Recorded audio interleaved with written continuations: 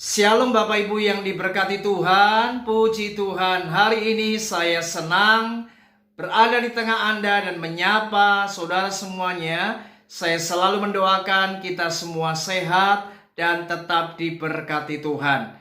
Bapak Ibu Saudara, hari ini saya rindu mengajak setiap kita, mari kita merenungkan firman Tuhan dengan sebuah tema, menghentikan nafsu yang mencelakakan. Bapak Ibu, setiap orang di muka bumi ini pasti ingin menikmati kehidupan yang layak, kehidupan yang penuh dengan sukacita, kebahagiaan, dan menikmati segala berkat Tuhan yang luar biasa. Namun sangat disayangkan, ada beberapa orang Kristen, anak-anak Tuhan, mereka tidak bisa menjalani kehidupan dan menikmati kehidupan ini dengan penuh kebahagiaan. Sehingga hari-hari mereka diwarnai dengan keluh kesah, persungutan, mengomel, dan sebagainya. Hal inilah yang tanpa disadari kemudian memicu ada banyak orang kemudian tanpa ia sadari ia terjebak dengan berbagai macam nafsu yang kemudian tidak dikendalikan. Hati-hati Bapak Ibu. Mereka ini adalah orang-orang yang selalu saja ingin menikmati kehidupan yang jauh lebih baik.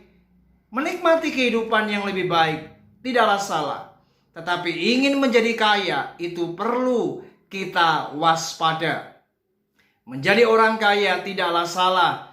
Menjadi orang kaya itu tidak berdosa. Tetapi ingin cepat kaya, kita harus waspada. Karena hal inilah yang seringkali menjebak dan mengikat, bahkan membelenggu kehidupan kita sebagai anak-anak Tuhan. Jika kita tidak menyadarinya, ternyata hal ini bisa membahayakan kita. Itulah sebabnya Rasul Paulus memberikan sebuah nasihat. Mari kita membaca di dalam 1 Timotius pasal 6.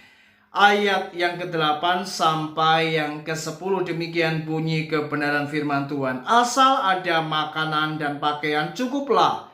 Tetapi mereka yang ingin kaya terjatuh ke dalam pencobaan, ke dalam jerat, dan ke dalam berbagai-bagai nafsu yang hampa dan yang mencelakakan, yang menenggelamkan manusia ke dalam keruntuhan dan kebinasaan. Karena akar segala kejahatan ialah cinta uang. Sebab oleh memburu uanglah beberapa orang telah menyimpang dari iman dan menyiksa dirinya dengan berbagai-bagai duka. Saudara, berapa banyak orang yang sudah menyimpang dari iman.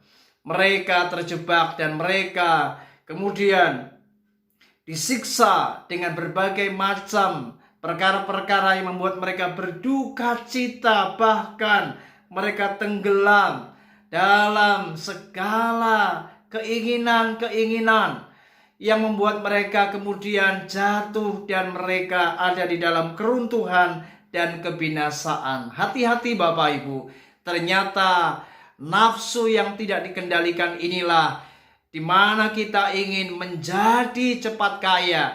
Dan ternyata akar dari segala kejahatan ini adalah cinta uang. Itulah yang menyebabkan seseorang kemudian ia tenggelam, ia terjebak, ia terjerat dan terbelenggu. Dan kemudian mereka jatuh dalam berbagai duka dan kebinasaan. Itu sebabnya bagaimana kita menghentikan nafsu yang mencelakakan ini? Kuncinya adalah mari belajarlah berkata cukup. Orang yang belajar berkata cukup, memang ini sebuah proses. Kita harus belajar dari apa yang kita belum mampu dan kita kelak pasti akan mampu. Dari apa yang kita belum bisa, kelak pasti kita bisa. Kuncinya mari kita harus disiplin, kita harus punya kemauan yang keras, dan kita harus punya komitmen, yaitu belajar berkata cukup. Artinya segala apa yang Tuhan limpahkan dalam kehidupan kita, mari nikmatilah berkat Tuhan. Asal ada makanan dan pakaian, Paulus berkata cukuplah. Artinya itu semua sudah cukup. Ketika Anda bisa belajar menerima kenyataan hidup ini untuk merasa cukup, maka Anda adalah orang-orang yang berbahagia. Ingat saudara, ukuran kebahagiaan bukan kekayaan. Ukuran kebahagiaan bukan materi. Tetapi ketika Anda bisa menikmati hidup ini, Anda bisa menerima apa yang Tuhan limpahkan, dan Anda berkata, ini adalah berkat Tuhan yang luar biasa.